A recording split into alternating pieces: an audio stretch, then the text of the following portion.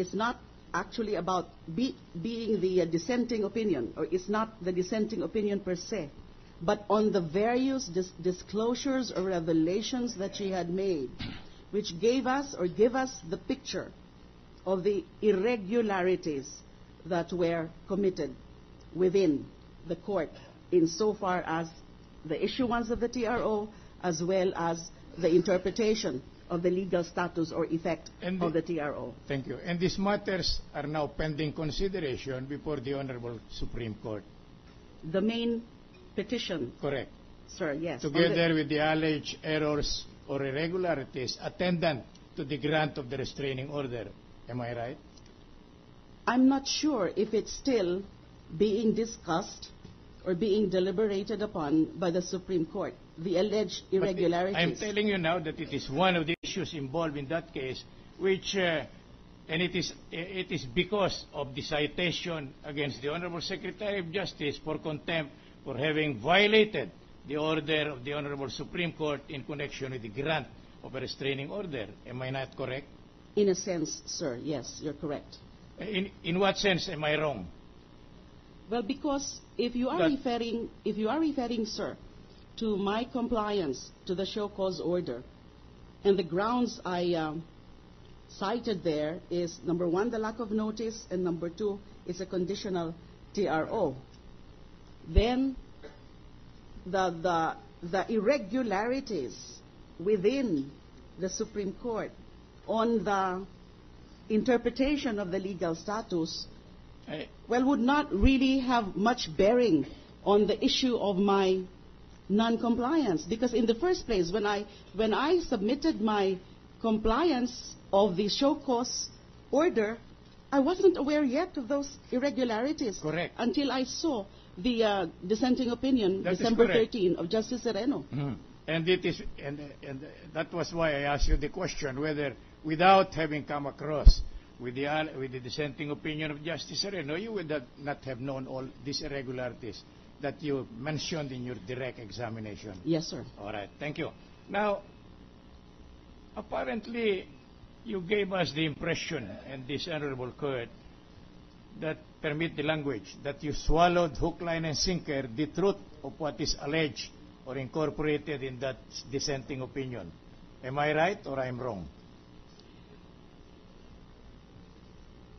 I'm giving it credence, serious credence, because it was never disputed or denied by any other member of the court.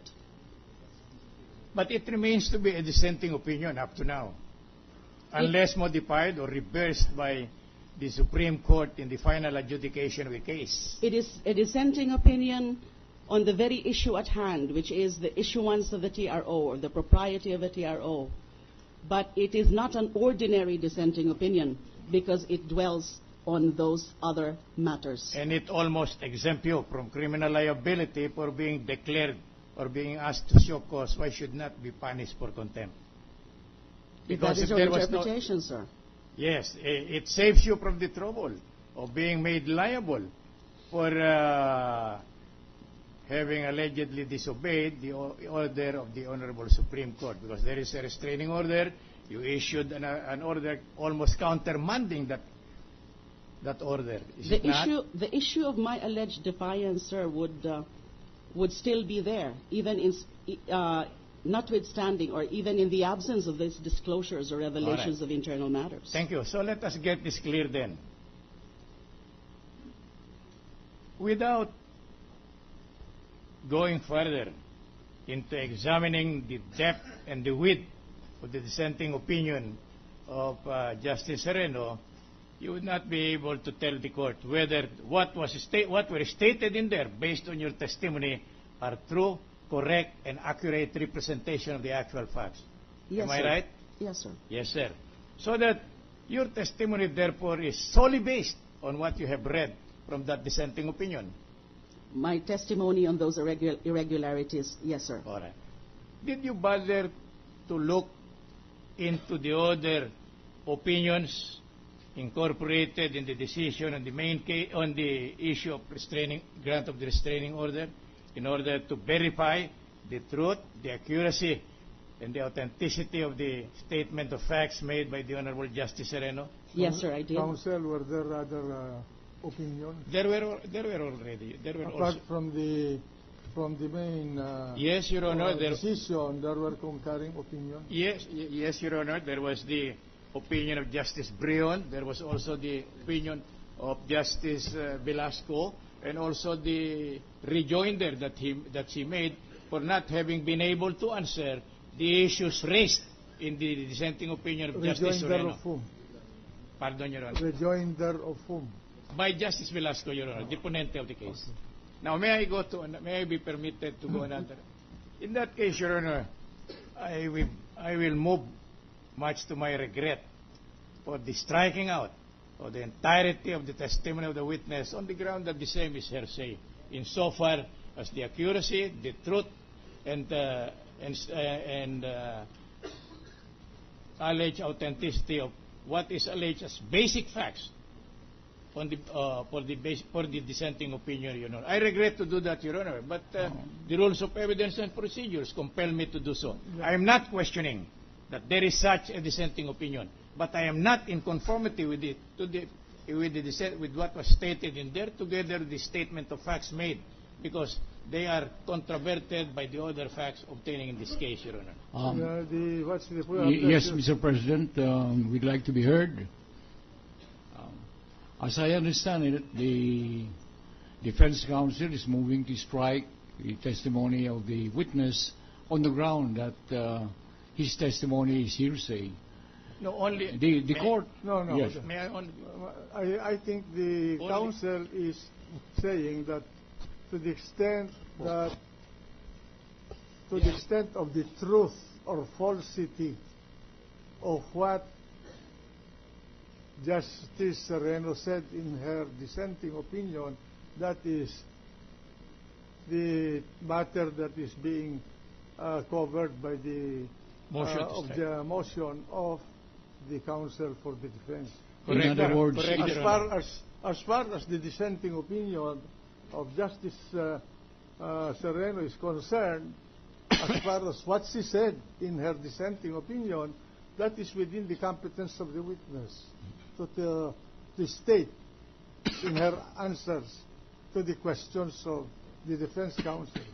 in other words, the basis of the motion to strike, or the object of the motion to strike, is the portion of the testimony of the witness on the irregularities. To the extent of the Yes. truth Yes, or falsity yes. of what was said And this is by Justice Sereno in her dissenting opinion. But as far as what Justice Sereno said in her dissenting opinion, it stays into the record as a part of the testimony of the witness. Yes. We vigorously object to the motion, Mr. President. Firstly, because the dissenting opinion is in fact a matter of judicial notice. That's correct. Yeah. Well, And, anyway, and the there was- facts and the- proceed. and the facts that are therein stated in regard to the irregularities are part of the opinion are part of the dissenting opinion. Firstly, Mr. President, these portions of the dissenting opinion are matters stated in opinion by a public official.